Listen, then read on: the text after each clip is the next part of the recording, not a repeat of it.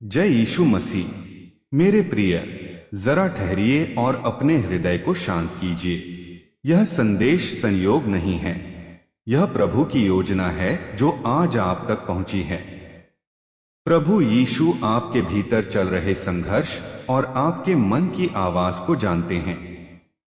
आज यह वचन आपको डर से नहीं, विश्वास से आगे बढ़ाने आया है। अगर तुम्हें लग रहा है कि मैं तैयार हूं लेकिन समझ नहीं पा रहा कैसे, तो यह अधूरापन नहीं है, यह तैयारी का अंतिम संकेत है। और अगर तुमने यह संकेत पहचान लिया तो आज के बाद तुम कभी डर के साथ फैसला नहीं लोगे। अब तुम वही व्यक्ति नहीं हो जो कभी डर के साथ निर्णय लेता था। ध्यान से सुनो, यह आवाज तुम्हें रोकने नहीं आई है, यह तुम्हें याद दिलाने आई है कि तुम बदल चुके हो।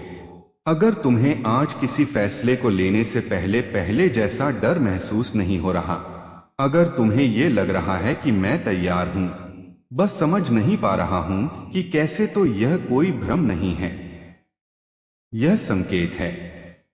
क्योंकि अब तुम वही व्यक्ति नहीं हो जो हर निर्णय से पहले खुद को रोक लेता था।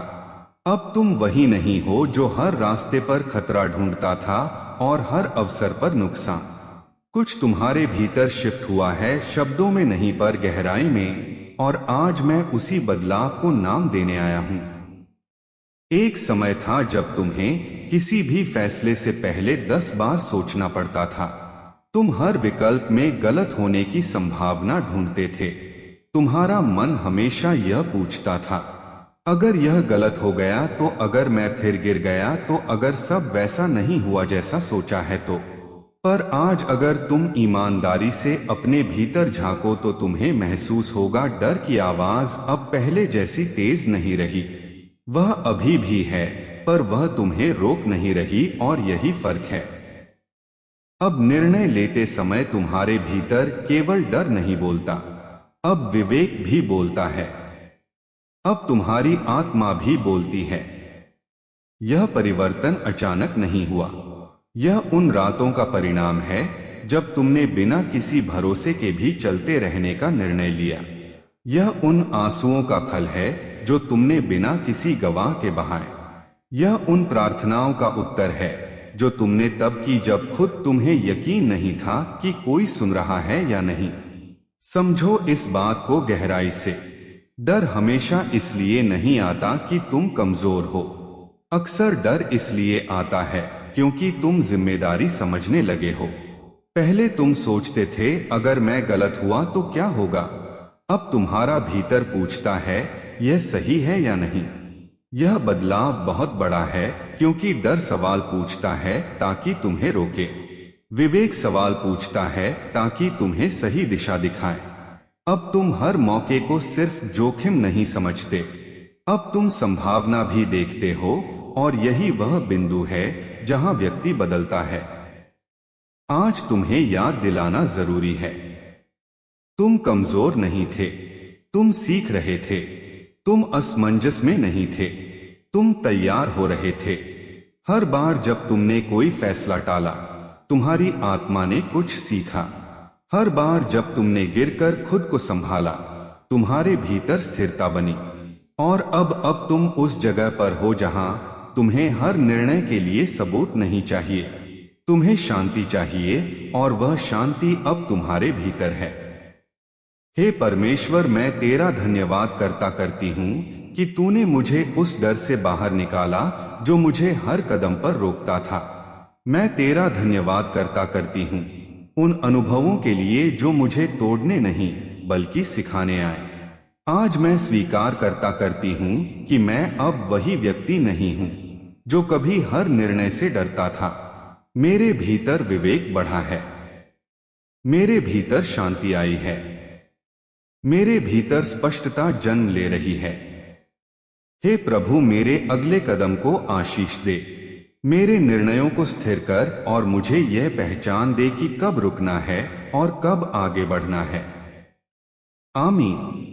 अगर तुम्हें यह महसूस हो रहा है कि ये शब्द तुम्हारे भीतर किसी गहराई को छू रहे हैं, तो याद रखो ये सिर्फ शुरुआत है।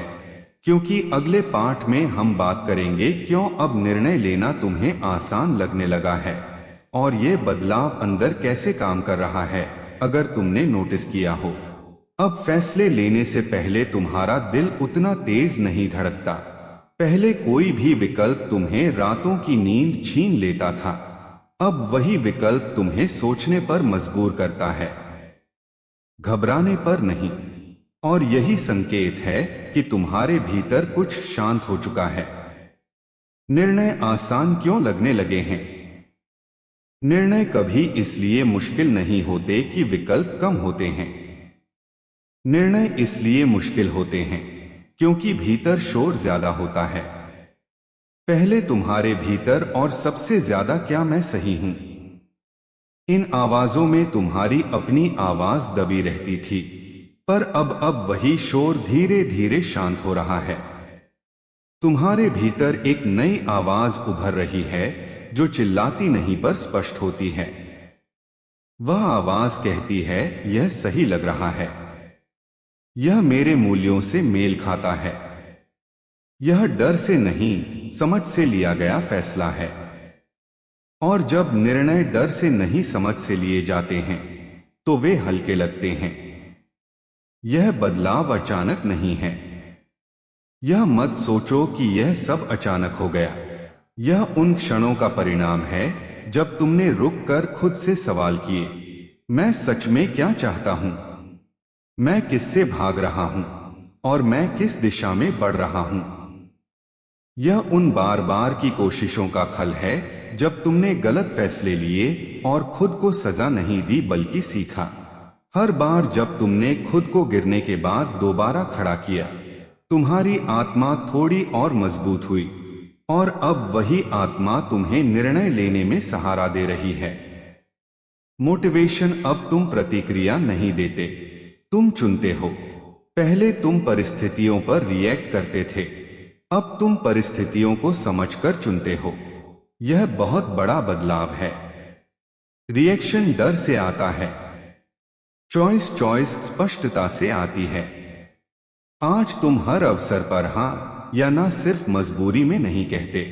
तुम सोचते हो, क्या यह मुझे आगे ले जाएगा, क्या यह मेरे समय, ऊर्जा और आत्मा के योग्य है। और जब व्यक्ति अपने समय और ऊर्जा की कीमत समझने लगता है तो निर्णय अपने आप साफ होने लगते हैं। अब तुम यह फर्क पहचानने लगे हो, डर बनाम स्पष्टता, इनर शिफ्ट। डर हमेशा भविष्य को सबसे बुरे रूप में दिखाता है, स्पष्टता भविष्य को यथार्थ में देखने देती है। डर कहता है अगर यह गलत हो गया तो स्पष्टता कहती है अगर यह सही हुआ तो डर तुम्हें रोकता है, स्पष्टता तुम्हें आगे बढ़ाती है। और अब तुम्हारे भीतर स्पष्टता बढ़ रही है। तुम्हें सब कुछ पता नहीं है, पर तुम्हें इतना पता है कि अगला सही कदम कौन सा है और इतना जानना पर्याप्त है। हे प्रभु, मैं तेरा धन्यवाद करती हूं कि तूने मेरे भीतर शांति को जन्म दिया। जहां पहले भ्रम था वहां अब स्पष्टता आ रही है, जहां पहले डर था वहां अब समझ पैदा हो रही है। मुझे वह विवेक दे कि मैं सही और गलत में फर्क बिना घबराहट के कर सकूं। मेरे निर्णयों को डर से नहीं सत्य से भर दे। और जब मैं किसी रास्ते पर कदम रखूं तो मेरे भीतर यह शांति हो कि तू मेरे साथ है। आमीन। अब जब निर्णय तुम्हें भारी नहीं लगते तो अगला सवाल उठता है, यह स्पष्टता आई कहां से और क्यों अब तुम्हारा मन पहले से ज्यादा स्थिर है। अगर तुमने यह महसूस किया है कि हाल के दिनों में तुम्हारा मन पहले जितना तुम्हारा मन अब किसी बाहरी चीज से सहारा नहीं ढूंढ रहा, तुम्हें भीतर सहारा मिल चुका है। मन की स्थिरता कहां से आती है? मन तब अस्थिर होता है जब उसे बार बार दूसरों से पुष्टि चाहिए होती है। पहले तुम किसी फैसले के बाद हर किसी से पूछते थे, मैंने सही किया ना, तुम्हें क्या लगता है? और हर नई राय तुम्हारे निर्णय को और उलझा देती थी। लेकिन अब तुम निर्णय लेने के बाद अंदर झांकते हो और वहां एक शांत आवाज सुनते हो। वह आवाज भीड़ से नहीं आती, वह तुलना से नहीं आती, वह भीतर से आती है और वही आवाज तुम्हारे मन को स्थिर रखती है। आत्मिक भरोसा कैसे बनता है? आत्मिक भरोसा अचानक प्रकट नहीं होता। यह उन क्षणों में बनता है जब तुमने सब खोने के बाद भी आगे बढ़ने का साहस किया। यह उन दिनों में बनता है जब तुमने उत्तर नहीं देखे, फिर भी रास्ते पर चलते रहे। यह उन रातों में बनता है जब तुम्हारे पास सिर्फ एक ही बात थी, मैं अकेला नहीं हूं। और धीरे धीरे यह भरोसा तुम्हारे भीतर एक जड़ की तरह जम गया। अब वही जड़ तुम्हें हिलने नहीं देती। मोटिवेशन। अब तुम्हें हर जवाब नहीं चाहिए, आज तुम्हें याद दिलाना जरूरी है। तुम्हें हर सवाल का जवाब पहले से नहीं चाहिए, तुम्हें बस अगला सही कदम पता होना चाहिए। पहले तुम सोचते थे पूरी तस्वीर साफ होनी चाहिए, अब तुम समझते हो एक कदम साफ है वही काफी है। यह समझ कमजोरी नहीं है, यह परिपक्वता है। जो व्यक्ति हर चीज पर नियंत्रण चाहता है वह भीतर से डरा हुआ होता है, और जो व्यक्ति अगले कदम पर भरोसा करता है वह भीतर से स्थिर होता है।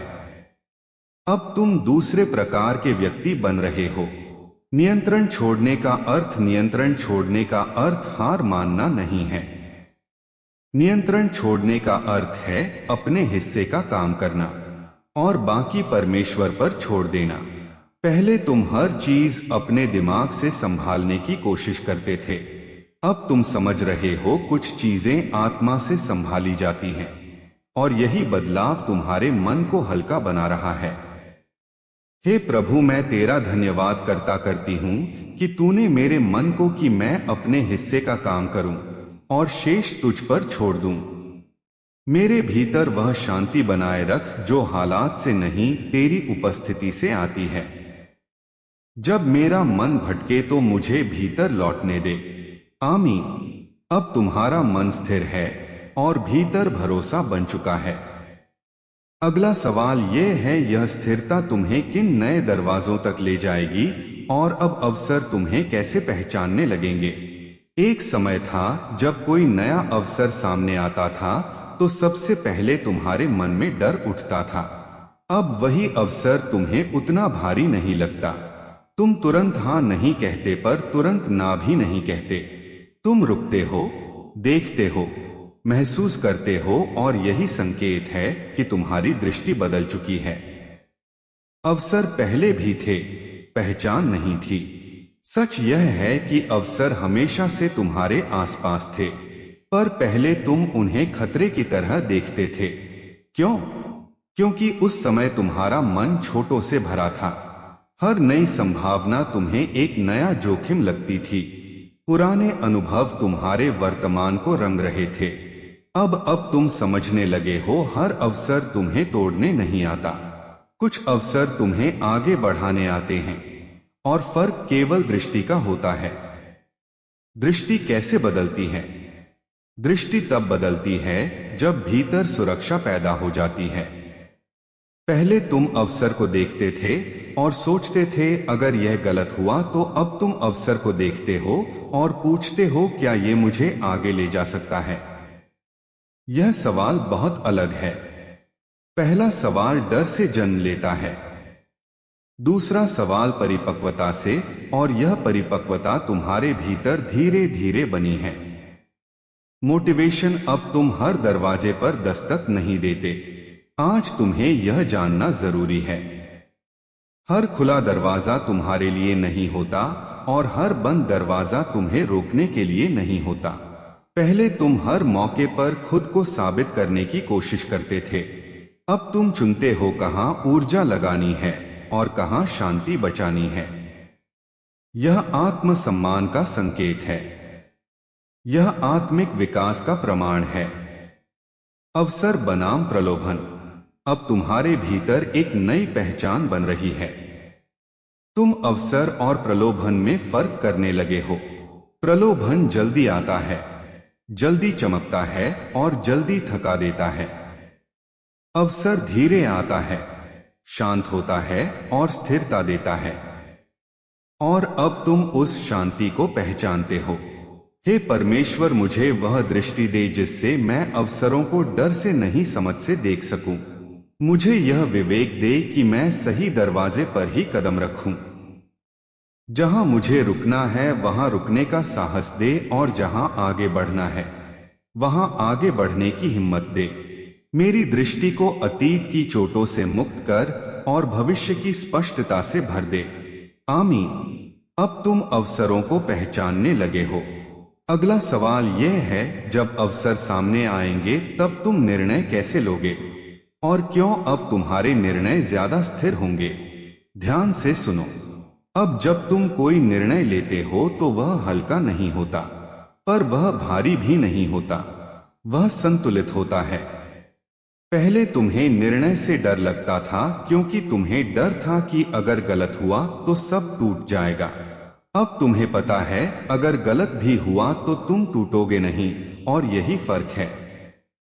जिम्मेदारी का सही अर्थ बहुत लोग सोचते हैं कि जिम्मेदारी का मतलब है खुद पर बोझ डाल लेना, पर सच यह है जिम्मेदारी का मतलब है अपने फैसलों का सम्मान करना।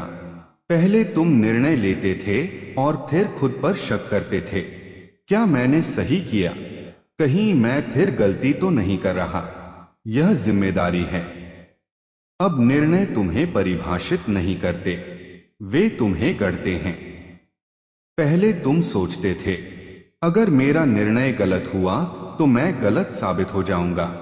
अब तुम समझते हो कोई भी निर्णय तुम्हारी पहचान तय नहीं करता। तुम्हारी पहचान, तुम्हारी नियत, तुम्हारी ईमानदारी और तुम्हारे प्रयास तय करते हैं। यह सोच तुम्हें आजाद करती है। अब तुम निर्णय से डरते नहीं, क्योंकि तुम जानते हो हर निर्णय तुम्हें आगे ही ले जाएगा, या तो सफलता में या सीख में। मोटिवेशन, संतुलन ही शक्ति है। आज की दुनिया तुम्हें दो चरम सिखाती है, या तो जोखिम लो या बिल्कुल मत लो, पर परिपक्वता बीच में होती है। अब तुम ना तो आंख बंद करके छलांग लगाते हो, ना ही डर के मारे रुके रहते हो। तुम तौलते हो, समझते हो, फिर कदम रखते हो, और यही संतुलन तुम्हें मजबूत बना रहा है। गलती और असफलता का नया अर्थ, अब गलती तुम्हारे लिए शर्म की बात नहीं रही, अब गलती फीडबैक बन गई है। अब असफलता अंत नहीं, संकेत बन गई है। यह बदलाव तुम्हारे भीतर गहराई से बैठ चुका है, और यही वजह है कि अब तुम खुद से भागते नहीं, खुद को संभालते हो। हे प्रभु, मुझे ये समझ देने के लिए धन्यवाद कि जिम्मेदारी बोझ नहीं बल्कि परिपक्वता है। मेरे निर्णयों को डर से नहीं, संतुलन से भर दे। जब रास्ता कठिन हो तो मुझे धैर्य दे, और जब रास्ता आसान हो तो मुझे विनम्र बनाए रख। मुझे ऐसा हृदय दे जो हर अनुभव से सीख सके और हर स्थिति में स्थिर रह सके। आमीन। अब तुम निर्णय जिम्मेदारी के साथ लेने लगे हो। अगला सवाल यह है, यह संतुलन तुम्हारे रिश्तों और लोगों पर कैसे असर डाल रहा है? क्यों कुछ लोग पास आ रहे हैं और कुछ अपने आप दूर हो रहे हैं? अगर तुमने यह नोटिस किया है कि कुछ लोग बिना किसी संघर्ष के तुम्हारे जीवन से दूर हो गए और कुछ नए लोग अजीब शांति के साथ तुम्हारे पास आ गए, तो इसे हल्के में मत लो। यह दूरी नहीं है, यह छंटाई है, और यह छटाई तुम्हारी परिपक्वता का परिणाम है। जब भीतर बदलता है तो रिश्ते भी बदलते हैं। पहले तुम रिश्तों को खोने के डर से पकड़ कर रखते थे, अब तुम समझते हो जो रिश्ता तुम्हें छोटा बनाता है वह साथ होने लायक नहीं। पहले तुम्हें हर किसी को खुश रखना जरूरी लगता था, अब तुम्हें अपनी आत्मा की शांति ज्यादा जरूरी लगती है। और यह बदलाव तुम्हें कठोर नहीं बनाता, यह तुम्हें स्पष्ट बनाता है। डिवाइन अलाइनमेंट क्या है? डिवाइन अलाइनमेंट का अर्थ यह नहीं कि सब लोग तुम्हें समझेंगे। इसका अर्थ है सही लोग तुम्हें थकाएंगे नहीं, वे तुम्हें चुप नहीं कराएंगे, वे तुम्हें छोटा महसूस नहीं कराएंगे। वे तुम्हारी वृद्धि से असहज नहीं होंगे। वे तुम्हारे साथ चलेंगे बराबरी में। और अब तुम ऐसे लोगों को पहचानने लगे हो। मोटिवेशन। तुम हर किसी के लिए नहीं बने हो। यह एक सच्चाई है जिसे स्वीकार करना जरूरी है। तुम हर किसी के लिए नहीं बने हो और हर कोई तुम्हारी यात्रा का हिस्सा नहीं है। कुछ लोग सिर्फ एक अध्याय तक आते हैं, कुछ लोग तुम्हें दिशा दिखाने आते हैं और कुछ लोग बस तुम्हें सिखाने आते हैं। और जब उनका काम पूरा हो जाता है तो उनका जाना हानि नहीं होता, वह व्यवस्था होती है। दूरी बनाना घमंड। अब तुम दूरी बनाते हो क्योंकि तुम्हें स्पष्टता मिली है, घमंड नहीं। तुम किसी को नीचा नहीं देखते, तुम बस अपनी ऊर्जा सही जगह लगाते हो और यह चयन डर से नहीं समझ से आता है। हे प्रभु, मेरे जीवन में सही लोगों को स्थापित कर जो मुझे मजबूत करे, जो मेरी आत्मा को समझे और जो मेरे साथ तेरे उद्देश्य की ओर चले। जो रिश्ते मुझे पीछे खींचते हैं उन्हें शांति से मुझसे अलग कर। मुझे यह विवेक दे कि मैं लोगों को डर से नहीं सत्य से चुन सकूं। आमीन। अब जब लोग तुम्हारे जीवन में सही क्रम में आ रहे हैं, अगला प्रश्न यह है, यह बदला तुम्हारे संसाधनों, समय और धन की सोच को कैसे बदल रहा है? और क्यों अब तुम सिर्फ पाने के लिए नहीं, उद्देश्य के लिए सोच रहे हो? अगर तुमने यह महसूस किया है कि अब तुम्हें हर चीज जमा करने की जल्दी नहीं रहती, अगर अब तुम्हें यह समझ आने लगी है कि समय, ऊर्जा और धन तीनों बराबर की कीमत रखते हैं, तो यह कोई उम्र का असर नहीं है, यह परिपक्वता का संकेत है।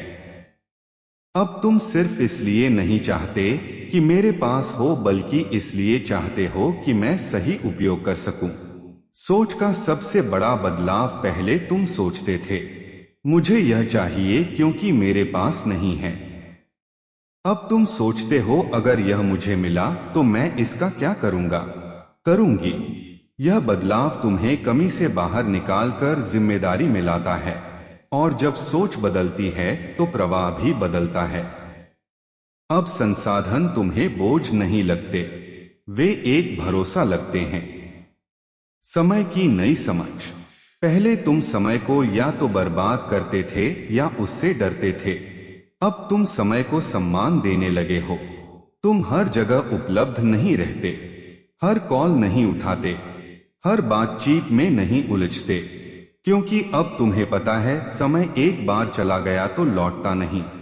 और जो व्यक्ति अपने समय कीमत समझ लेता है वह अपने जीवन की दिशा खुद तय करने लगता है। मोटिवेशन उद्देश्य प्रवाह को खींचता है। ध्यान से सुनो। पैसा, अवसर और संसाधन अक्सर उस व्यक्ति के पास जाते हैं जिसके पास उद्देश्य होता है, क्योंकि उद्देश्य स्पष्टता लाता है और स्पष्टता सही निर्णयों को जन्म देती है। अब तुम बिना वजह कुछ नहीं चाहते। अब तुम पूछते हो यह मेरे जीवन में क्यों आ रहा है? और यही सवाल तुम्हें भीड़ से अलग करता है। देने और रखने का संतुलन। अब तुमने यह भी सीखा है, सब कुछ बचाकर रखना बुद्धिमानी नहीं, और सब कुछ लुटा देना भी समझदारी नहीं। अब तुम जानते हो कहां देना है और कहां संभाल कर रखना है। यह संतुलन डर से नहीं, समझ से आता है। हे परमेश्वर, मुझे लालच से बचा और कमी के डर से भी मुझे संतुलन दे, ताकि मैं सही समय पर सही निर्णय ले सकूं। आमीन। अगर तुमने यह महसूस किया है कि अब तुम्हें एक ही दिन में सब बदलने की जल्दी नहीं, अगर अब तुम छोटे छोटे कदमों को भी गंभीरता से लेने लगे हो, तो यह कोई सुस्ती नहीं है, यह समझदारी है। अब तुम जान गए हो, बड़ा बदलाव शोर से नहीं, निरंतरता से आता है। एक समय था जब तुम हर दिन यह सोचते थे, आज क्या बदला, आज क्या मिला, आज क्या साबित हुआ, और जब तुरंत परिणाम नहीं मिलता तो मन टूट जाता था। अब तुम्हारा दृष्टिकोण बदल चुका है। अब तुम पूछते हो आज मैंने क्या किया, मैं आज किस आदत में स्थिर रहा, मैं आज किस जगह पीछे नहीं हटा। और यही बदलाव तुम्हें भीतर से मजबूत बना रहा है। छोटे कदम क्यों शक्तिशाली होते हैं? छोटे कदम दिखाई नहीं देते, पर वे दिशा तय करते हैं। बड़ा कदम कभी कभी अहंकार से आता है, छोटा कदम हमेशा ईमानदारी से आता है। अब तुम यह समझ चुके हो, हर दिन 1% बेहतर होना एक दिन 100% बदलने से ज्यादा असरदार है। और जब तुम छोटे कदमों में भरोसा करते हो तो डर तुम्हें रोक नहीं पाता। मोटिवेशन, अनुशासन डर को खत्म करता है। डर अक्सर तब आता है जब जीवन बिखरा हुआ होता है, जब दिनचर्या नहीं होती, जब कोई स्थिरता नहीं होती, जब मन जानता है कि मैं कल क्या करूंगा इसका कोई जवाब नहीं। पर अनुशासन डर का सबसे शांत उत्तर है। अब तुम हर दिन कुछ तय करते हो, भले छोटा हो पर तय होता है, और यही तयपन तुम्हारे भीतर एक सुरक्षित ढांचा बनाता है। निरंतरता का मनोविज्ञान, निरंतरता आत्मविश्वास बनाती है। जब तुम खुद से बार बार ये साबित करते हो कि मैं जो कहता हूं करता हूं, तो तुम्हारे भीतर आत्मसम्मान बढ़ता है, और आत्मसम्मान डर को बाहर धकेल देता है। अब तुम्हें खुद पर भरोसा आने लगा है। हे प्रभु, मुझे वह धैर्य दे कि मैं छोटे कदमों को हल्के में ना लूं। मुझे वह अनुशासन दे जो मुझे हर दिन स्थिर रखे। जब मन थक जाए तो मुझे निरंतरता की शक्ति दे। मुझे यह समझ दे कि तू बड़े काम छोटे छोटे विश्वास से करता है। आमीन। अब तुम्हारे कदम स्थिर हो चुके हैं। अगला सवाल यह है, यह स्थिरता तुम्हारे आत्मविश्वास और आत्मछवि को कैसे बदल रही है? और क्यों अब तुम्हें खुद पर भरोसा आने लगा है? अगर तुमने यह महसूस किया है कि अगर अब तुम अपने फैसलों के लिए लंबी सफाई नहीं देते, अगर अब तुम्हें खुद के साथ रहने में अजीब सा सुकून मिलने लगा है, तो यह घमंड नहीं है, यह पहचान है। आत्मविश्वास कहां से आता है? आत्मविश्वास दूसरों की तारीफ से नहीं आता, वह वहां से आता है जहां तुमने खुद को बार बार गिरने के बाद उठते देखा है। तुम्हें याद है, जब किसी को यकीन नहीं था तब भी तुम रुके नहीं, जब परिणाम नहीं दिख रहे थे तब भी तुम डटे रहे, जब डर था तब भी तुमने कदम उठाया। यही अनुभव अब तुम्हारे भीतर आत्मविश्वास बन चुका है। नई पहचान का जन्म, पहले तुम खुद को अपनी कमियों से पहचानते थे, अब तुम खुद को अपनी क्षमता से पहचानते हो। पहले तुम सोचते थे मैं ऐसा ही हूं, मुझसे इतना ही होगा, अब तुम जानते हो मैं सीख सकता हूं, मैं बदल सकता हूं, मैं बढ़ सकता हूं। यह सोच तुम्हारी पहचान बदल रही है। मोटिवेशन, अब तुम्हें अनुमति नहीं चाहिए। आज ये बात गहराई से समझ लो, तुम्हें आगे बढ़ने के लिए किसी की अनुमति नहीं चाहिए, तुम्हें खुद को चुनने के लिए किसी की मंजूरी नहीं चाहिए। तुम्हारा जीवन कोई वोटिंग सिस्टम नहीं है। अब तुम अपने भीतर से निर्णय लेते हो और बाहर से डरने की जरूरत नहीं महसूस करते। आत्मछवि वही होती है जिसके अनुसार हम फैसले लेते हैं।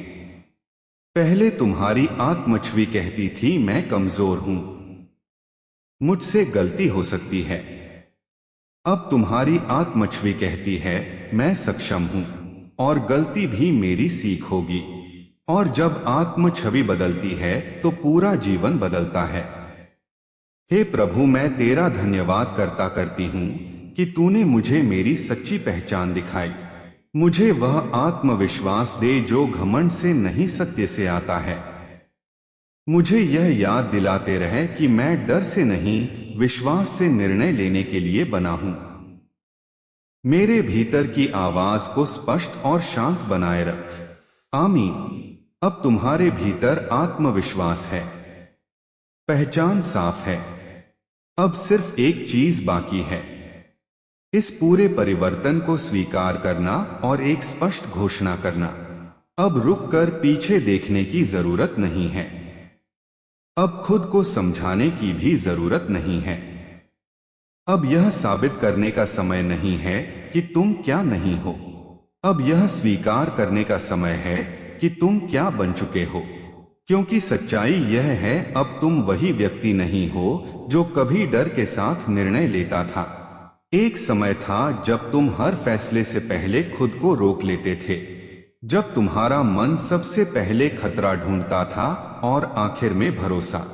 आज वही मन शांत है, स्थिर है, स्पष्ट है। यह बदलाव किसी एक दिन में नहीं हुआ। यह उन सभी दिनों का परिणाम है जब तुम डर के बावजूद खुद को छोड़कर नहीं भागे। आज तुम्हें यह मान लेना चाहिए, तुम बदल चुके हो और जो बदल चुका है उसे पुराने डर में वापस नहीं जाना चाहिए। अंतिम मोटिवेशन, अब पीछे लौटना नहीं। अब अगर तुम फिर से वही पुराने डर सुनने लगो तो समझ जाना वह डर नहीं, पुरानी आदत बोल रही है और आदतें बदली जा सकती हैं। अब तुम जान चुके हो, निर्णय गलती नहीं होते, वे अनुभव बनते हैं। स्पष्टता धीरे आती है पर स्थायी होती है। आत्मविश्वास बाहर से नहीं भीतर से बनता है। और सबसे जरूरी, तुम अकेले नहीं हो। अंतिम प्रार्थना, फाइनल प्रेयर। हे परमेश्वर, आज मैं पूरे विश्वास के साथ यह स्वीकार करती हूं, मैं अब डर से निर्णय नहीं लेता, मैं अब भ्रम से नहीं चलता, मैं अब अतीत से नियंत्रित नहीं होता। मैं उस स्पष्टता में चलती हूं जो तूने मेरे भीतर रखी है। मैं उस शांति को चुनती हूं जो हालात से नहीं, तेरी उपस्थिति से आती है। मेरे आने वाले निर्णयों को आशीष दे, मेरे रास्तों को स्थिर कर, और जब कभी मैं डगमगाऊं तो मुझे याद दिला। याद रखिए, आप अकेले नहीं हैं। प्रभु हर निर्णय में आपके साथ हैं। डर आपका भविष्य तय नहीं करता, प्रभु का वचन आपकी दिशा तय करता है। विश्वास के साथ उठाया गया हर छोटा कदम भी परमेश्वर को प्रिय है। अपने जीवन को प्रभु के हाथों में सौंप दीजिए और शांति में आगे बढ़िए। यह संदेश यीशु संदेश मिशन की ओर से आपके लिए था।